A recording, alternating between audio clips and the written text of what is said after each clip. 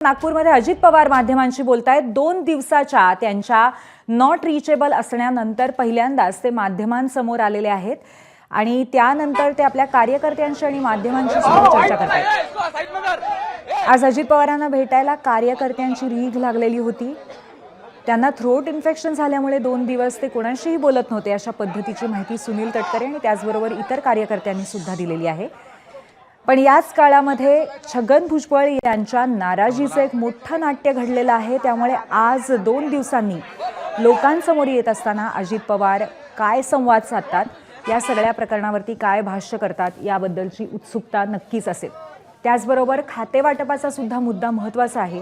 खातेवाटपा संदर्भामध्ये सुद्धा चर्चा आहेत आणि या संदर्भात अर्थ खातं तसंच महिला आणि बालविकास खातं पुन्हा एकदा राष्ट्रवादीकडेच असेल, हे सूत्रांच्या माध्यमातून कळतंय। मात्र याबद्दल शिक्कामोर्तब होण्याचा कदाचित आजचाच दिवस असू शकतो।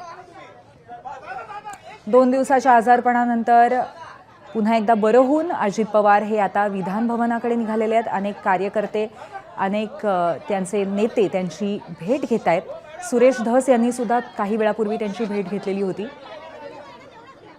अर्थातच छगन भुजबळ यांची नाराजी, त्यांचा आज महत्त्वाचा मोठा मेळावा होतोय 11 वाजता। या पार्श्वभूमीवर अजित पवारांची नक्की कशी भूमिका असेल याकडे लक्ष असेलच, कारण छगन भुजबळ यांनी काल थेटच अजित पवार, प्रफुल्ल पटेल यांच्यावरती आरोप केले होते, म्हणण्यापेक्षा त्यांच्यावर टीका केली होती की प्रामुख्याने या नेत्यांच्याच माध्यमातून सगळ्या निर्णयांवरती चर्चा होतीये, सगळे निर्णय होत आहेत आणि मंत्रिपद न मिळाल्यामुळे त्यांनी अगदी थेटच नाराजी व्यक्त केली होती। या पार्श्वभूमीवर अजित पवारांकडे आज सर्वांचं लक्ष असेल।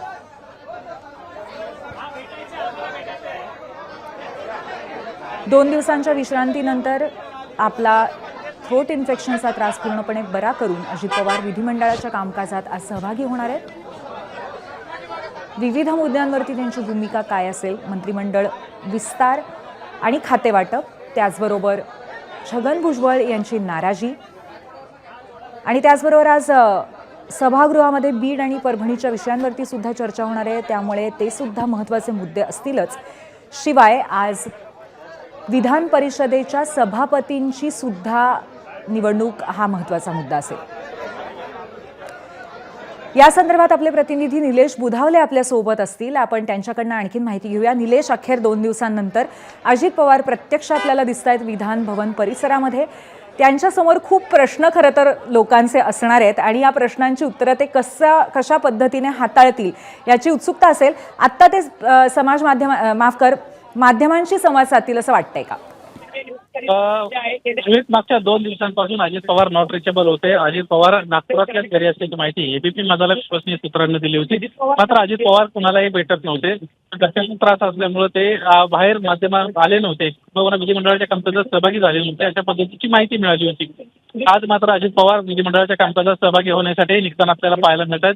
2 दिवसांच्या विश्रांतीनंतर आता अजित पवार या ठिकाणी निघालेले आहेत। कार्यकर्त्यांचा मोठा गराडा त्यांच्या भोवती या ठिकाणी आहे। मोठ्या प्रमाणात कार्यकर्ते राज्यभरातून त्यांच्या भेटीसाठी आलेले आहेत आणि एकंदरीतच आपल्या प्रत्येकाची कामं या ठिकाणी होण्यासाठी कार्यकर्त्यांची आपण गर्दी पाहतोय।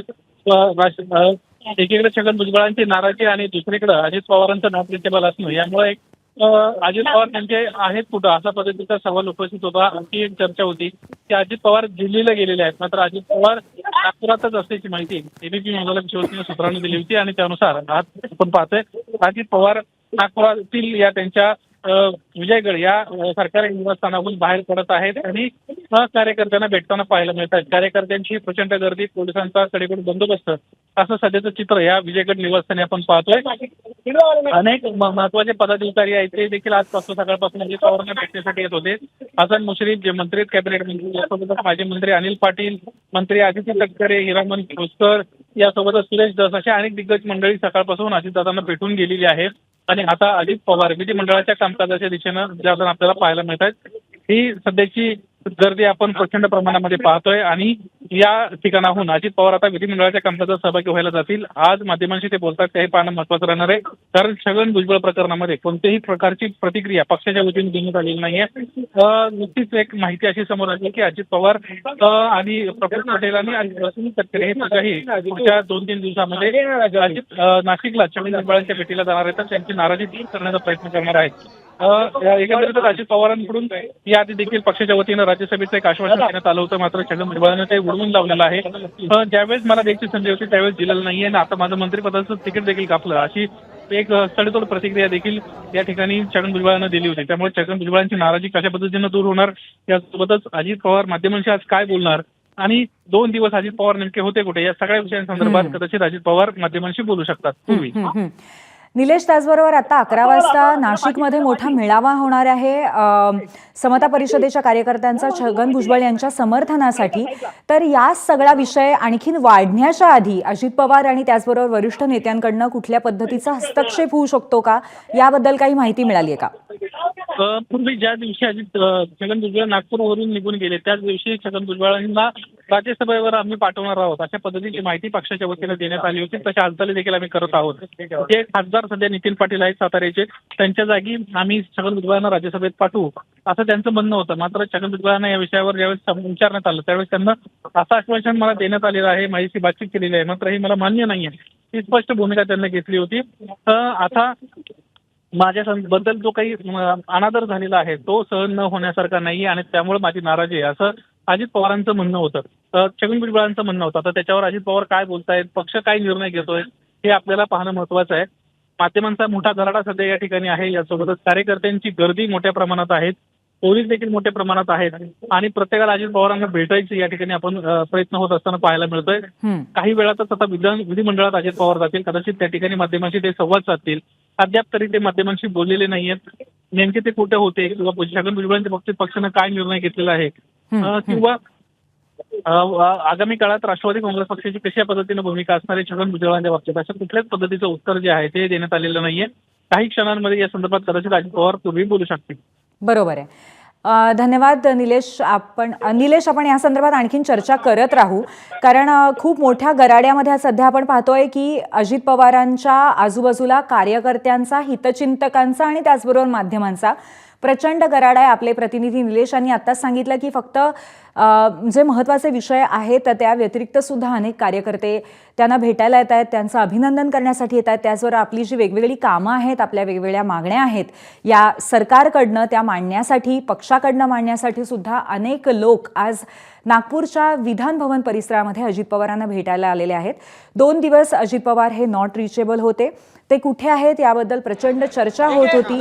ते दिल्लीला गेलेले आहेत का नागपुरातच आहेत याबद्दल प्रश्न निर्माण झाला होता. मात्र कालच त्यांचा घसा ठीक नसल्यामुळे ते विश्रांती घेत आहेत अशा पद्धतीचं स्पष्टीकरण आलेलं होतं. अर्थात या 2 दिवसातच छगन भुजबळ यांच्या नाराजीचं खूप मोठं नाट्य घडलं आणि त्यामुळे या विषयावरती अतिशय संवेदनशील आणि अत्यंत महत्त्वाच्या कळीच्या अशा विषयावरती अनेक प्रश्न सध्या माध्यमांना आहेत, लोकांना आहेत.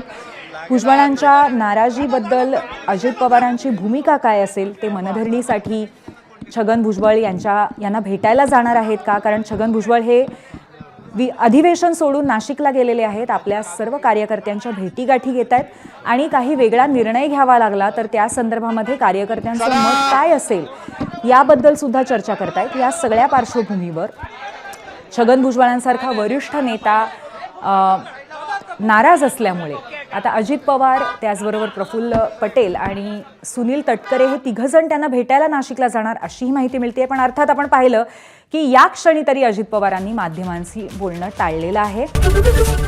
एबीपी माझा, उघडा डोळे बघा नीट.